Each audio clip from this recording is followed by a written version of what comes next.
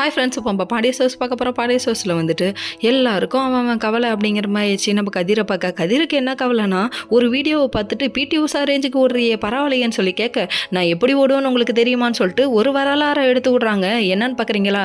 இதுங்க உட்காந்து லவ்ஸை பண்ணும், ரொமான்ஸாக பண்ணுன்னு பார்த்தா இவங்க காலங்கடைசியில் இப்படி உட்காந்துக்கிட்டு வரலாறு ஹிஸ்ட்ரின்னு பேசிகிட்டு இருக்காங்க. என்னடா நடக்குது இங்கே அப்படிங்கிற மாதிரி ஆயிடுச்சு. சரி விடுங்க, வரலாறை பற்றி பேசுகிறேன்னு சொல்லிட்டு, அன்று ஒரு நாள் நெஞ்சிலே ஞாபகம் வந்ததோ கண்மணி கண்மணின்றாங்க. என்னதான் சொல்ல வர சொல்லுமா அப்படின்னு கேட்க, என் மனசில் உள்ள ஆசை நான் ஐபிஎஸ் அதிகாரி ஆகணும் அப்படின்ட்டு பொசுக்குன்னு. அப்போ நான் கண்டிப்பாக ஹெல்ப் பண்ணுறேன், போட்டியில் ஜெயிக்கணும், போட்டியில் ஜெயிச்சாதான் ஐபிஎஸ் கனவுன்ட்டாரு. பொசுக்குன்னு இப்படி என்னடா மனசை சொல்லிட்டாருன்னு சொல்லிட்டு நான் சவாலை ஏற்றுக்கிறேன்னு சொல்லிட்டு இவங்க ரெண்டு பேரும் மாறி மாறி சவால் விட்டுக்க. அதுக்கப்புறம் படுத்து தூங்கடா கம்முன்னு, கைப்புள்ள தூக்கம் வந்துடுச்சு அப்படின்ட்டாங்க. சரி, இது ஒரு பக்கம் இருக்க. இன்னொரு பக்கம் நம்ம சரவணனே தங்கமயிலையும் காமிக்கிறாங்க.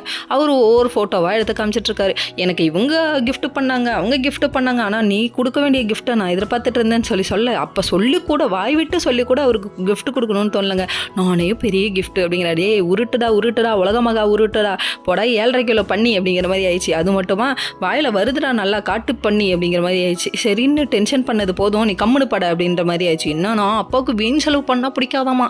30,000 செலவு பண்ணி ஹோட்டலில் போய் தங்கினீங்களா அன்னைக்கு உங்கள் அப்பாவை கேட்டியா? அது மட்டும் இல்லைங்க, இவரை பார்த்தோன்னே பாண்டியா நல்லா பிள்ளைய வளர்த்துருக்க அப்படிங்கிற மாதிரி தான் சொல்ல தோணுது.